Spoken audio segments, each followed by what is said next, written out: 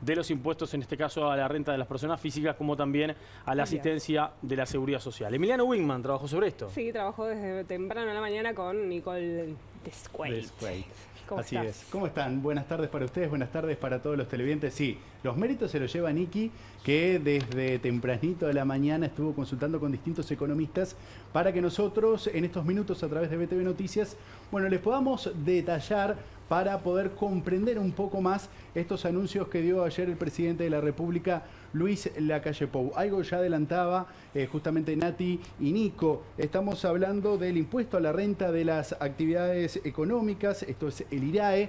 Recordemos que este ficto que pagan las pequeñas y microempresas, bueno, pasará a ser como un esquema similar al del IRPF, es decir, va a ser escalonado en busca de beneficiar a los pequeños comerciantes.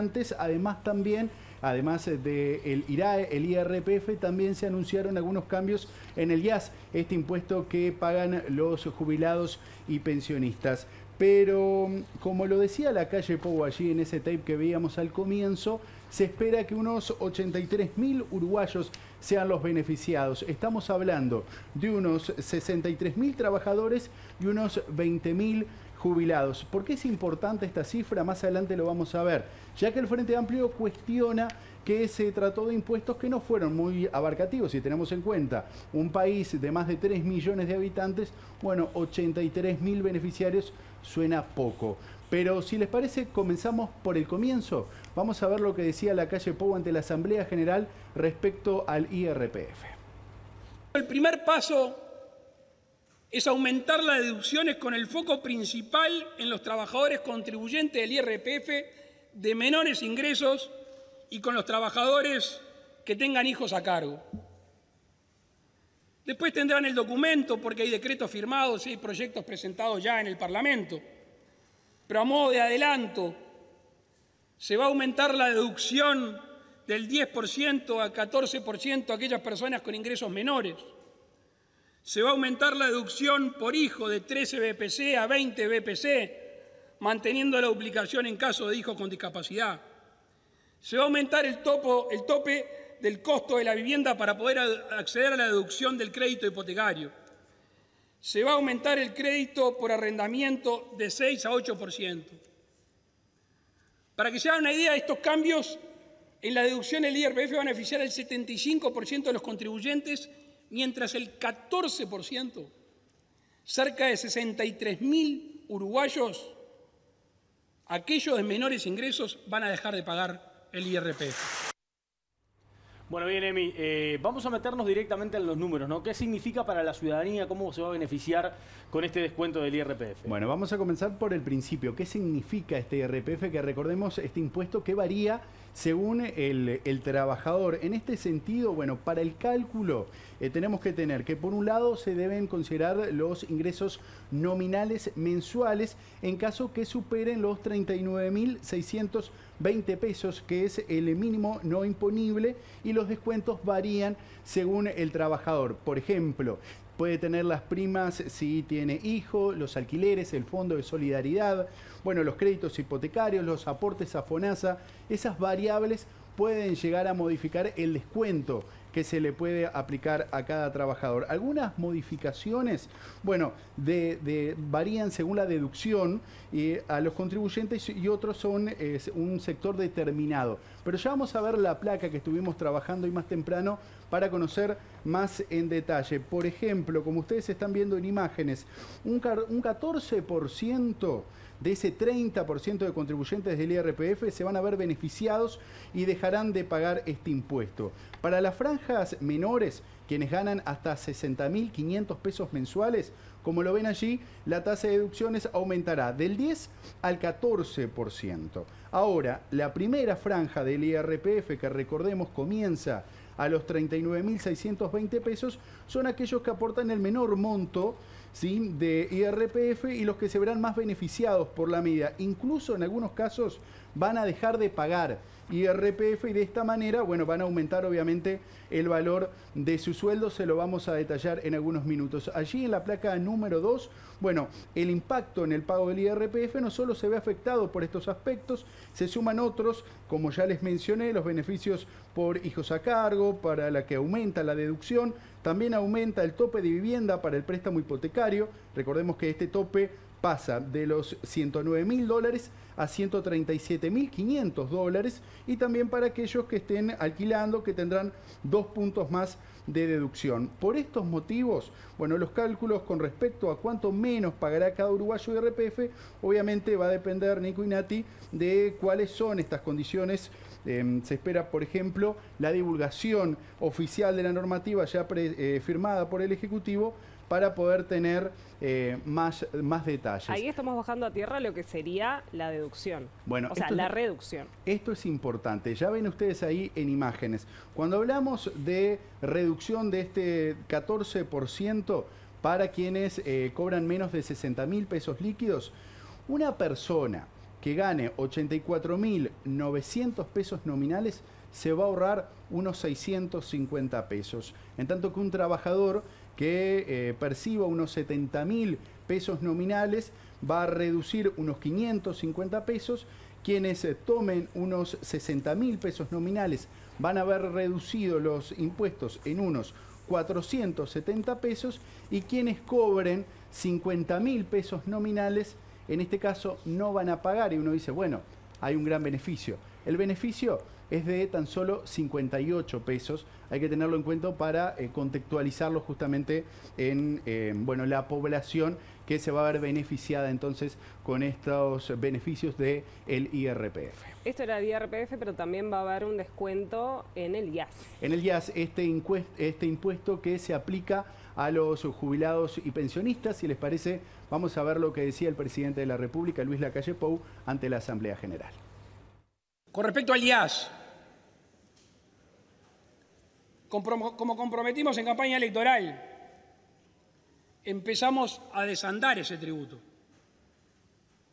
Estos días específicamente me fijé en el compromiso por el país cuál había sido el término utilizado. Y por eso, para desandar este tributo en esta primera etapa, vamos a aumentar la jubilación mínima a partir de la cual se paga el IAS. Se propone aumentar el mínimo no imponible de 8 a 9 BPC. Al mismo tiempo, aumentar el crédito por arrendamiento al 8%. Con estas medidas, cerca de 20.000 personas dejan de pagar también este tributo. ¿Y quiénes son los que pagan IAS de los jubilados? Es un 26% aproximadamente de los jubilados que pagan este impuesto. Como ustedes ya van a ver en imágenes en esta placa que trabajamos hoy, bueno, cambia para las franjas más bajas de aquellos jubilados que pagan el IAS. Quienes pagaban 566 pesos o menos de IAS, bueno, van a dejar de pagar este impuesto. O sea, las jubilaciones estamos hablando que sean menores a los 50.940 pesos.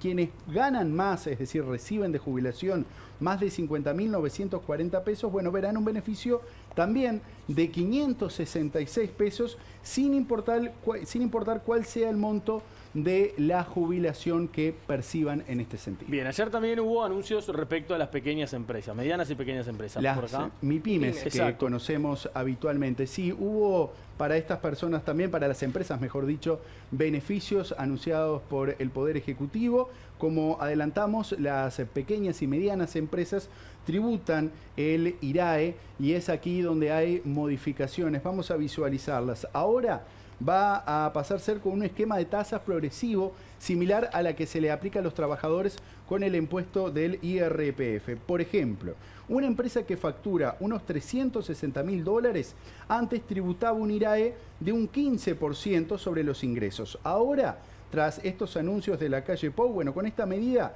hasta los $290.000 va a pagar el 12%, que es la primera franja, y por los restantes $72.600 abonará la diferencia, es decir, un 15%. Otro cambio es en el impuesto a la enajenación de bienes, el IMEBA, ya que aumentará el tope de ingresos para ser contribuyente. Además, en síntesis, si hacemos en síntesis, si sumamos todas estas renuncias que hacíamos mención, estábamos hablando del IAS, del IRPF y del IRAE, bueno, el presidente aseguró que significará unos 150 millones de dólares para el Estado, una resignación, bueno, con estos beneficios que se van a dar a la población. Bueno, en este discurso que duró más de una hora, el presidente de la República dio logros ministerio por ministerio y varios de ellos podemos destacar.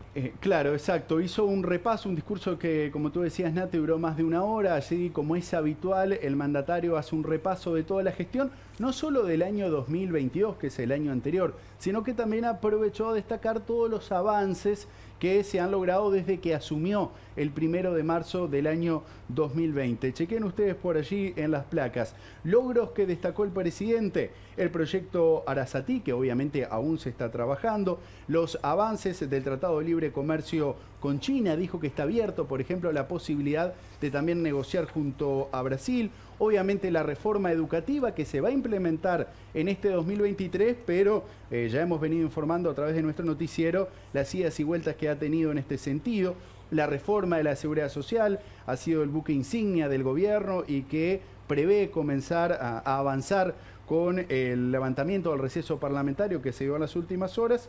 El plan avanzar esta construcción de viviendas para sacar a la población de los asentamientos, como así también el SIGA agropecuario. Además, detalló, por ejemplo, los aeropuertos que, recordemos, se están inaugurando y se están dando en concesión en distintos puntos del país, la infraestructura vial, que, como ya hemos informado, según el gobierno, se está ante, bueno, el mayor presupuesto destinado para la infraestructura vial, recuperación del empleo y salario. Las exportaciones son uno de los puntos que estuvo abarcando el mandatario en la pasada jornada allí en la Asamblea General. Sí, también el laboratorio de Microsoft que va a comenzar a funcionar en el LATU, ¿no? Como ya lo dijo ayer el presidente. Bueno, y hablando de 2023... ¿cuáles son las proyecciones que hizo el mandatario? Bueno, hizo un balance dentro de todo, dijo que se va por el camino correcto, pero que aún falta. Según decía el presidente, si tenemos niños en la pobreza, nadie que se dedique a hacer política se puede decir que está contento o está satisfecho con el trabajo que se está realizando. Es por eso que, bueno, con cierta mesura, el mandatario dijo que van a continuar trabajando por lo menos hasta finalizar el periodo y después, bueno, verá quién asuma el nuevo gobierno. Bueno, luego del discurso hubo repercusiones tanto dentro de la coalición de gobierno como fuera. Exacto. La oposición. Comencemos, si les parece, con la oposición. Sí. Ayer, una vez finalizado el discurso, allí en el Palacio Legislativo, uno de los primeros en hablar fue el senador del Frente Amplio, estamos hablando de Mario Vergara, quien dijo que este discurso tiene un gusto a poco y dijo que, por ejemplo, el presidente pasó por alto otros temas de coyuntura y que la gente habla en las casas, como por ejemplo el caso Astesiano. El presidente no se refirió en absoluto a cosas que están en la tapa de los diarios todos los días, ¿verdad? Temas vinculados a la transparencia, a la corrupción, temas vinculados al caso Marced, al caso Astesiano, a las irregularidades del Ministerio de Turismo. No hubo ni una sola referencia al respecto. Y con respecto a la cuestión económica y social, bueno, ya que hablamos a veces de canciones infantiles, nos trató de pintar el país de las maravillas. Pero en ese país de las maravillas prácticamente no hubo referencias al aumento de la pobreza, a que lamentablemente existen ollas populares, a que los salarios y las pasividades hoy son más bajas, a que los precios han subido enormemente, a que bueno, hay dificultades de competitividad. O sea que hay una enormidad de aspectos que fueron totalmente soslayados en más de una hora de discurso. Con respecto a los anuncios tributarios, bueno, tendremos que ver en concreto el detalle de las propuestas. Bueno, obviamente siempre hay muchas repercusiones cuando el presidente da este mensaje en la Asamblea General o ante la Asamblea General. En este caso, el oficialismo le respondió al Frente Amplio también, ¿no? Correcto. Quien habló fue el secretario de la Presidencia, Álvaro Delgado, que, dicho sea de paso, habló hace algunos minutos en las afueras de la residencia de Suárez y Reyes, ya que, recordemos, esta mañana el gobierno convocó a los senadores y diputados de la coalición junto al equipo económico para explicarle, bueno, el avance y qué abarcan estas medidas. En algunos minutos en BTV Noticias, Lucía Betancourt va a tener las novedades en vivo. Pero ayer Tras el discurso, quien habló fue el secretario de la presidencia, Álvaro Delgado. Le contestó a Vergara y, bueno, destacó los avances que ha logrado el gobierno. ¿Ustedes pensaban que el Frente Amplio iba a decir algo diferente?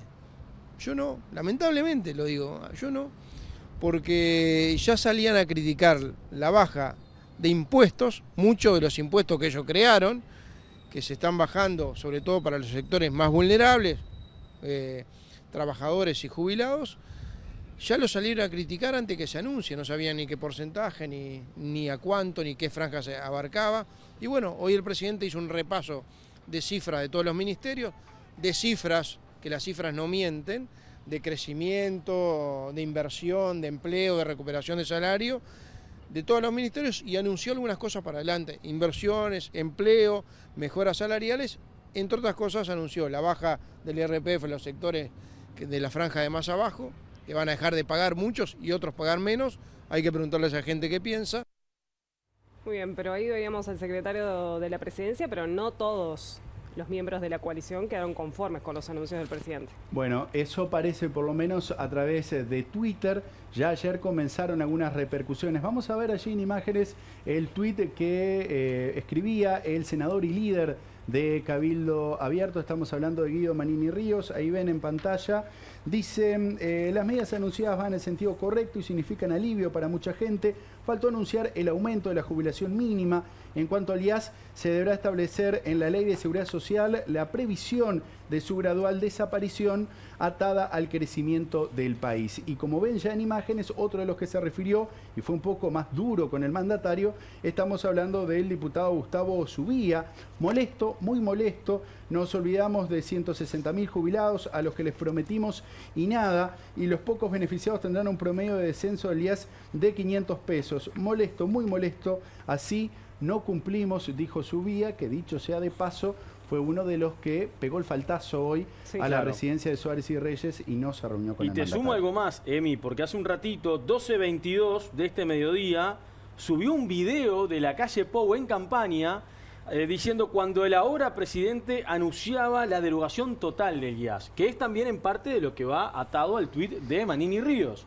Manini Ríos dice, con el crecimiento del país tenemos que ir por una desaparición completa del IAS, de este impuesto. Bueno, acaba de subir un video de la calle Pou en la campaña política del propio Subía. Recordemos además que el Frente Amplio, si bien escuchamos algunas repercusiones allí, la mesa política va a sesionar esta tarde y está previsto que en horas de la tarde, tardecita de este viernes, el presidente del Frente Amplio, Fernando Pereira, junto a parte del secretariado ejecutivo, bueno, den la visión de la fuerza de izquierda sobre los anuncios del presidente de la República. A todo esto también el presidente de la República va a estar en el puerto hoy, ¿no? En lo que va a ser la inauguración de las obras de ampliación.